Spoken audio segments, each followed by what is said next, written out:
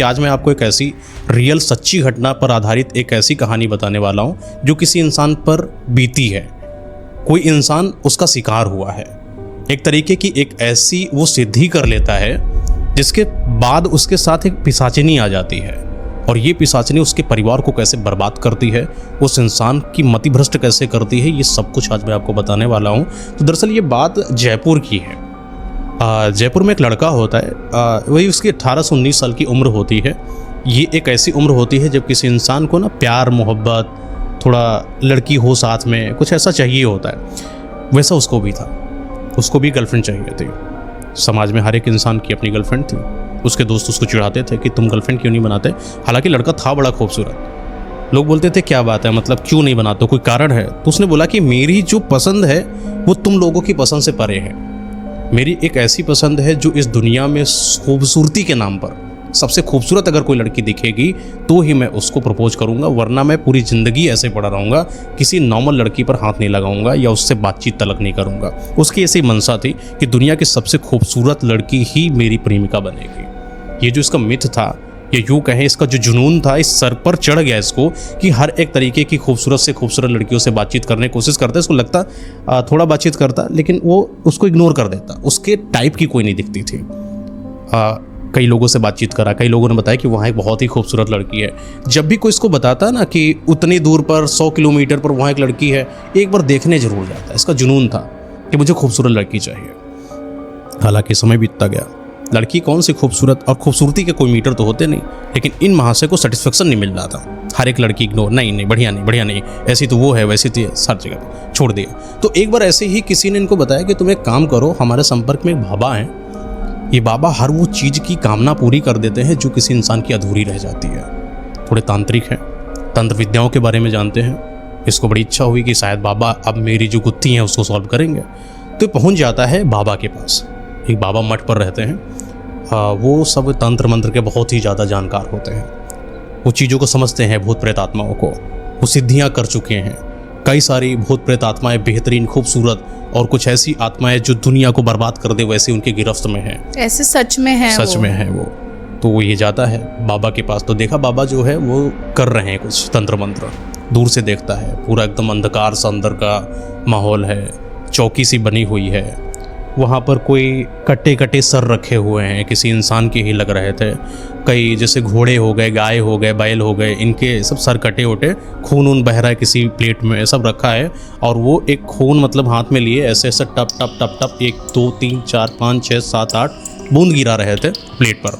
शायद कोई मंत्र पढ़ रहे थे, शायद कोई सिद्धि कर रहे थे। ये दूर से देखा, ये डर गया। इसके अंदर हिम्मत नहीं हो रही थी जाने की, लेकिन अब इसको चाहिए था, अपना जुनून था इसके अंदर की कोई मुझे खूबसूरत लड़की चाहिए। बैठा रहा जब तक वो तपस्या उनकी पूरी नहीं हो जाती है, तांत्रिक विद्या पूरी नहीं हो जाती। जब वो बाबा अपनी तंत्र विद्या को पूर्ण कर चुके तब वो उठे और इसी के पास आते हैं सीधा, क्योंकि बाबा ने देखा कि बहुत देर से कोई मेरा इंतजार कर रहा है। तो बाबा ने दूर से ही देखकर बताया कि बच्चा, तुम्हारी कुछ ऐसी इच्छा है जो तुम बहुत सालों से पूरी नहीं कर पा रहे हो। लड़का शौक हो गया। तो लगा बाबा सही बात बोल रहे हैं। हाँ बाबा हाँ। तो बाबा बोले कि तुमको वही चाहिए ना जो तुम्हें कहीं नहीं मिल रही है। बाबा को पता था। बाबा पता चला। तो लड़का बोला बाबा जी, लेकिन बाबा आपको कैसे पता चला? बाबा त्रिकालदर्शी हैं तुम्हारे। बाबा वो देख सकते हैं जो तुम सोच लेते हो, जो तुमने सोचा है या जो तुम कल सोचोगे वो मुझे आज पता है।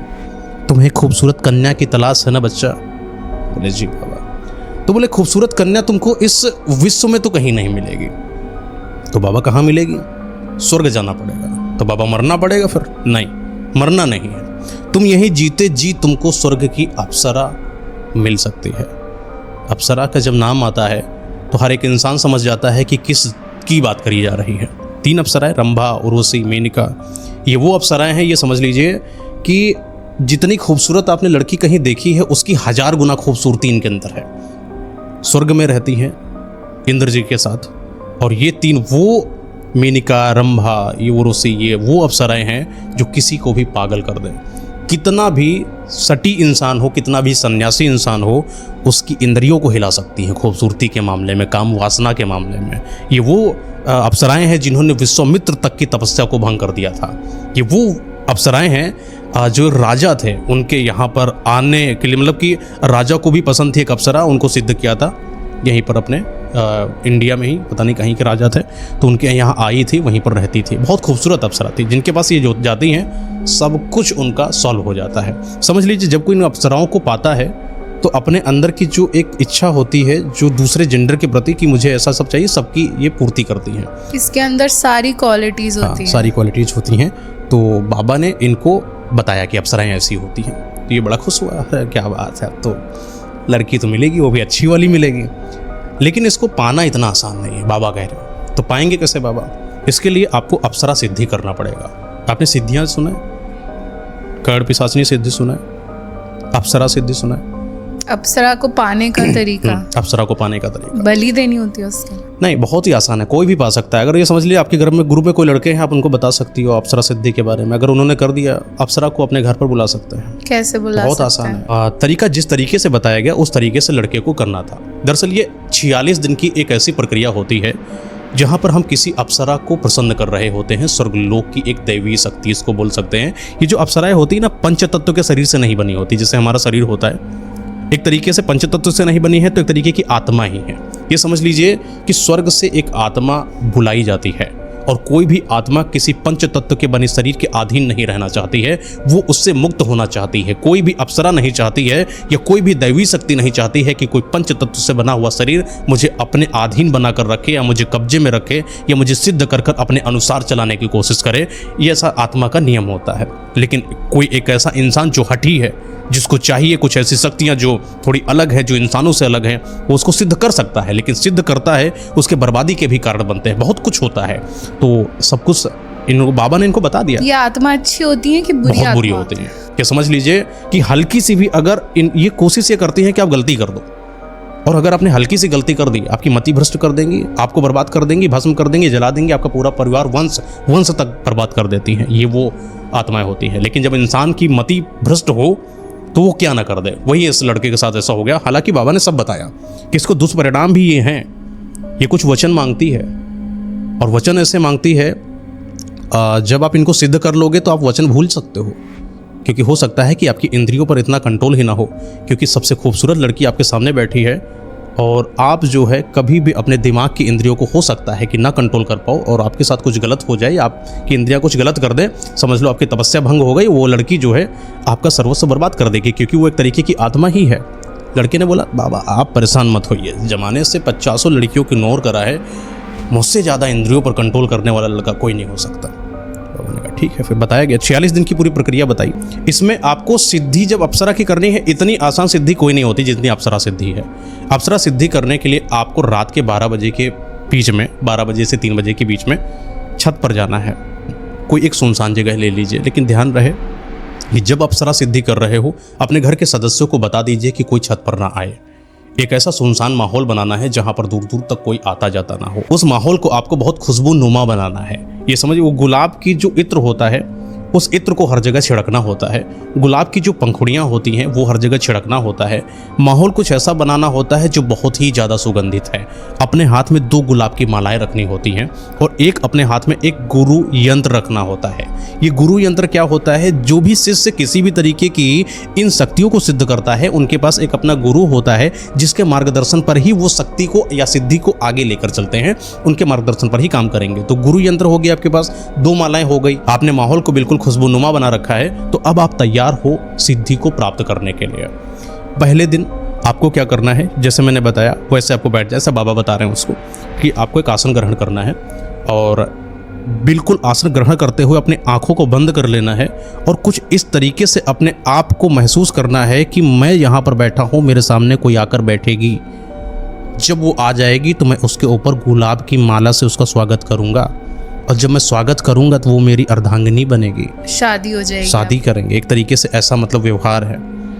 तो पिशाचिनी से शादी। तो पहले पिशाचिनी नहीं है, ये अप्सरा है। अच्छा सर, अप्सरा अलग होती है। अप्सरा अलग। पहले दिन जब आप ये करोगे तो ब्रह्मांड को एक सिग्नल जाता है कि कोई एक इंसान अप्सरा को सिद्ध करना चाहता है। जैसे जैसे 1 दिन, 2 दिन, 3 दिन, 4 दिन, 5 दिन, 6 दिन बीतेंगे, आपको ऐसा अनुभव होगा कि आपके आसपास कोई छन छन छनन छनन पायल की झनकार देखने को मिल रही है। आपकी आंख बंद है लेकिन सुनाई पड़ेगा। या आपको कोई डराने की कोशिश कर रहा है, अजीब अजीब सी आवाज़ें, हो आने की आवाज़ें, रोने की आवाज़ें, चिल्लाने की आवाज़ें।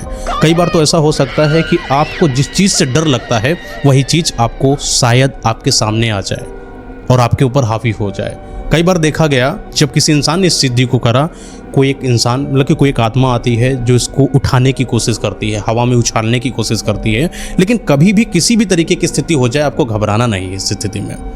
1 दिन 5 दिन 7 दिन हो गया, अगर आपको किसी चीज से डर लगता है, वो जैसे चीज किसी हो को गया, सांप से डर लगता है, सांप हो सकता है आपके ऊपर रेंग रहा हो, तो आप क्या करें फिर तब? तो आपको हिलना नहीं है। आपको जो भी रेंग रहा हो, काट रहा हो, जो भी है आपके साथ, जिस चीज़ से आपको डर है वो झेलते जाइए।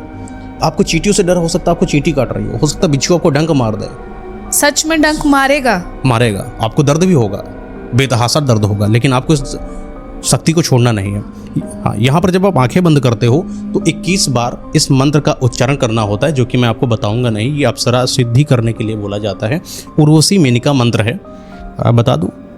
नहीं, रहने दो। बोलो, कैसे बोले कि नहीं? नहीं, मैं बता तो दूं, लेकिन कोई बात नहीं, लेकिन किसी इंसान ने अगर इसको गलत यूज कर लिया तो हम लोगों के लिए भारी हो सकता है। नहीं, सच में अप्सरा होती है? हाँ, होती है। तो जैसे जैसे 20 से 21 दिन बीतने लगेंगे, आपके आसपास कोई बैठने की कोशिश करेगा। आपको ऐसा अनुभव होगा कि कोई मेरे पास में बैठा है, कोई आपके वाम भाग में बैठने की कोशिश कर रहा है। जैसे पत्नी बैठती है, मतलब दाहिना, उधर कोई बैठने की कोशिश कर रहा है, कोई आपको प्यार करने की कोशिश कर रहा है, कोई आपको सहलाने की कोशिश कर रहा है। मेरे आगे पीछे तो कोई नहीं है। कुछ ऐसा लगेगा। जैसे जैसे आप 30 दिन 35 दिन बीतेंगे आपको बिल्कुल अनुभव हो जाएगा कि कोई ना कोई हमारे आसपास आ चुका है। दुलार करने की कोशिश होता है ना, जैसे प्यार में गाल खींच देना या बैठ जाना, गले पे बैठ जाना, कुछ ऐसी हरकतें जो प्यार वाले कपल करते हैं, वो सारी कोशिश कोई ना कोई करेगी और आपको बहुत ही एक अजीब सी सुगंध महसूस होगी और ये सुगंध ऐसी लगेगी जो आप मनमोहित हो जाएंगे उसके सामने। अगर आपने यहीं पर अपना आपा खो दिया और जल्दबाजी में देखने की कोशिश करी तो समझ लीजिए कि यही जो अप्सरा है आपको बर्बाद कर देगी, वहीं पर आपको भस्म कर देगी। जैसे आपके 46 दिन बीतते हैं, कोई आता है आपके साथ और कोई आपकी जांघ पर बैठता है, लेकिन ये बड़ी अजीब सी बात है कि जो अप्सरा आती है वो निर्वस्त्र आती है और जब आपके जांघ पर बैठती है तो किसी भी मेल का जो मस्तिष्क है, जो इंद्रिय है, वो कंफ्यूज हो सकती हैं और इस बीच में अगर उसने अपनी इंद्रियों पर कंट्रोल नहीं करा या उसकी बॉडी अगर गलत तरीके से हरकत करती है तो वो अप्सरा उसको तुरंत वहीं पर विनाश कर सकती है। यहाँ पर अपने आप को कंट्रोल करते हुए आपको ऐसे ही बैठे रहना है। आपके पास जो अप्सरा आएगी वो आपसे 3 वचन की डिमांड करती है। मैं आपके साथ या तो माँ के रूप में आऊँगी, या तो आपके साथ बहन के रूप में आऊँगी, या तो आपके साथ पत्नी के रूप में आऊँगी। लेकिन अब एक बड़ी चीज़ की कन्फ्यूजन है कि अगर आपने इन 46 दिनों के बीच में गलत तरीके से प्रक्रिया कर दी है तो हो सकता है कि अप्सरा ना आए, कोई और पिशाचिनी आ जाए। और अगर कोई और पिशाचिनी का प्रकोप आपके ऊपर हो चुका है तो वो अप्सरा नहीं आएगी बल्कि कोई और ही आएगी जो आपका विनाश कर देगी। तो ऐसा है कि कुंवारे लड़कों पे ज्यादा जल्दी पिशाचनियां आती हैं, जल्दी आती हैं। तो अगर आपने गलती करी है तो अप्सरा बिल्कुल नहीं आएगी, कोई और आ सकती है। तो इस लड़के ने जो ये सब करा था, इसने 46 दिन के बीच में कुछ गलती कर दी थी। 46वां दिन बीतता है, सेम वैसे ही जैसे अप्सरा आती है बिल्कुल वैसे ही आई है, वैसे ही बैठती है, 3 डिमांड करती है, माँ चाहिए, बहन चाहिए या प्रेमिका के रूप में चाहिए। अगर इसने माँ के बारे में बोला है और अपने माँ के रूप में इनको सिद्ध करा तो आपकी माँ की मृत्यु निश्चित है। बहन के रूप में अगर इनको सिद्ध करा तो बहन की मृत्यु निश्चित है। और अगर आपने प्रेमिका या पत्नी के रूप में इनको सिद्ध करा तो समझ लीजिए कि ये जीवन भर आपका साथ नहीं छोड़ेगी और तुमने अगर किसी दूसरी स्त्री पर अपनी नज़र भी डाल दी उसको बर्बाद कर देगी, साथ में तुम्हें भी। ये होता है इस अप्सरा की पावर। पिशाचनी आ जाती है इनके ऊपर गलती करने की वजह से और पिशाचनी इनसे 3 वर में से एक और मांग लेती है कि मैं तुम्हारी पत्नी बनूंगी। ये राजी हो जाता है। लेकिन जब पिशाचनी इसके साथ सिद्ध हो जाती है, इसको लग रहा है कि मेरे साथ अप्सरा सिद्ध हुई है। पिशाचनी अपना बहुत खूबसूरत बन के आती है, इतनी खूबसूरत कि इसको आंखों पर बिलीव नहीं होता है कि कोई मेरे सामने वो मेरी पत्नी के रूप में और वो ये बैठा है। तुरंत जाता है, माला उठाता है, पहना देता है और जैसे ही पहनाता है ये समझ लीजिए ब्रह्मांड ने इन दोनों की शादी स्वीकृत कर दी। अब ये दोनों एक साथ रहेंगे। समय बीतता गया, पिशाचनी ने कुछ इसके साथ ऐसा करना शुरू कर दिया जो इसने कभी सोचा नहीं था। इसको ऐसा लगने लगा कि कोई मेरे घर को बर्बाद करने की कोशिश कर रहा है। जो पिशाचनी होती कभी ये संतुष्ट नहीं होती है। पिशाचनी किसी इंसान को जब तक बर्बाद न करे तब तक वो खुश चैन से रह ही नहीं सकती। लेकिन यही अप्सरा के साथ उल्टा होता है। जब ये खाना खाती, इसकी पत्नी इतना खाना खाती चली जाती कि इसके घर में कुछ बचता ही नहीं। कोई भी चीज़ मतलब इनके घर में अगर कोई मेहमान आता वो उसको मार देती या चिल्ला देती, गलत तरीके से हरकतें कर देती। लेकिन जब इसके साथ होती तो बहुत प्यार से रहती थी। तो बार बार ये शिकायत करता कि तुम ऐसा क्यों कर रही हो, तुम तो मेरी पत्नी हो, मेरा समाज है, तुमको ऐसा नहीं करना चाहिए। माँ के साथ तुमने कल गलत व्यवहार करा, तुमने माँ को फेंक कर बेलन क्यों मारा, तुम्हारी माँ है वो, मेरी भी माँ है। समझाता, लेकिन वो बोलती अपने वो प्यार काम वासना के वश में इसको कर लेती और इसको अपनी तरफ सम्मोहित कर लेती और कुछ ना कहने देती। तो ये अपने माँ बाप बहन भाई सबसे दूर हो जाता है। हाँ नहीं, वहीं पर रहता है, सबके साथ ही रहता है। जब ये ज़्यादा बोलने लगा कि तुम माँ के साथ ऐसा करोगी, तुम चली जाओ मेरे पास से, मुझे नहीं रखना तुम्हारे साथ, तो बोलती है कि ठीक है, तुम अपना तीसरा वचन टूट रहे हो ना। बोला हाँ टूट रहा हूँ, जाओ तुम मुझे बर्बाद कर दो, कोई दिक्कत नहीं, लेकिन माँ बाप से दूर जाओ, मुझे अच्छा नहीं लगता है कि मेरे माँ बाप को कोई परेशान करे। बस इसकी यही जो बोलना था, ये इस पिशाचिनी के लिए सबसे ज़्यादा पावर वाली चीज़ थी। तीसरे वचन के टूटते ही इस इंसान ने इसके घर के माँ बाप जितने भी थे, माँ बाप बहन भाई, सबको ख़त्म कर दिया। और कुछ ऐसा मारा है कि देखने की दुर्गति ऐसी है कि मोहल्ले वाले जब आते हैं देखते हैं कि किसी ने कूच कूच कर मारा हो किसी को, जैसे कि दीवालों में लड़ा लड़ा कर मारा हो किसी को। इनकी माँ की आंखें कहीं और लटकी हुई हैं, दोनों के पैर कहीं और लटके हो, जैसे रबर होती है, रबर को आप मिला के बांध दो, वैसे ही चारों की टांगें मिला के बंधी हुई थी। ये लड़का ये सब चीज़ों को देखकर बहुत हैरान हो जाता है। ये फिर चिल्लाता है, फिर पिशाचिनी आती है, फिर बात नहीं मानता है, फिर पिशाचिनी इसके साथ जो गलत काम करती है वो बहुत अजीब होता है। फिर पूरे समाज में ये सब बातें खबर उठती हैं कि आखिर ऐसा क्या हुआ होगा। वो जो तंत्र मंत्र वाले बाबा आते हैं वो भी देखते हैं और उन सब चीज़ों को समझ जाते हैं कि जरूर इसने कोई गलत गतिविधि कर दी है। तो पिशाचिनी ने करा क्या लड़के के साथ? बर्बाद कर दिया, इसके शरीर को नष्ट कर दिया। क्या करा उसके शरीर के साथ? कि पिशाचिनी इसके शरीर का जो ये हिस्सा होता है धड़, इसको मरोड़ देती है और पीछे की तरफ कर देती है, टांगों को तोड़ देती है। ये समझ लिए एक तरीके का अपाहिज। लेकिन हाँ ध्यान रहे, जो पिशाचिनी है जब तक नहीं चाहेगी तब तक तुम मरोगे नहीं। तुम्हें तड़पाती रहेगी पर मारेगी नहीं। मारेगी नहीं, मारेगी तब तक नहीं जब तक ये नहीं चाहेगी। और ये पिशाचिनी इसकी जो जान है लेती नहीं है और उसी दर्द में इसको रखती है। सालों साल बीत जाते हैं। ये बहुत ही ज़्यादा कराहा करता है, परेशान हुआ करता है। कभी कभी तो इसको ऊपर से नीचे फेंक देती, या मतलब किसी भी इंसान को इसके आसपास फटकने की तलक नहीं देती थी कि कोई रिश्तेदार आ जाए या परिवार वाला आ जाए, कोई नहीं, अपने घर में अकेले पड़ा रहता है। हाँ, एक तरीके से सब लोगों को पता चलने लगा, मोहल्ले वालों को, इनका घर भूतिया है, इनके घर में कुछ तो अजीब सा आया है। रात में अजीब से रोने की आवाज़ें आती हैं, दरवाजे बंद होते हैं, खुल जाते हैं। चारों के चारों इनके आदमी हैं जिनकी लाशें कोई उठाने वाला नहीं, क्योंकि जो भी लाशें उठाता है उसको कुछ ना कोई दिक्कत हो जाती है। वैसे ही सब हड्डी मांस पड़ा हुआ है कि लड़का वैसे ही टेढ़ा मरोड़ा पड़ा हुआ है क्योंकि मर नहीं रहा है। रातों के समय होता है, कोई ऐसा बोलता है कि इनके यहाँ कोई आता है और फिर सब आवाज़ें आती हैं, फिर कोई चला जाता है, तो दूर दूर तक इनके आसपास कोई नहीं आता है। ये जो लड़का है, एक समय आता है इसकी आत्मा को पिशाचिनी लेकर जाती है अपने साथ और फिर इसको पिशाच बना देती है। और फिर ये पिशाच एक दूसरे तरीके के आदमी को जो ऐसी गतिविधियां करता है उनके साथ चला जाता है। ये समझ लिए कि ये वो एक सर्कल बनता है पूरा पिशाचों का। अगर एक पिशाचिनी ने किसी इंसान को मारा, उसकी आत्मा पिशाच में बनेगी और फिर वो किसी इंसान को नष्ट करेगी, उसकी आत्मा को उठाकर लेकर आएगी, फिर उसको पिशाच में कन्वर्ट करेगी। ये सर्कल कभी खत्म नहीं होता। आज भी कई लोग ऐसे हैं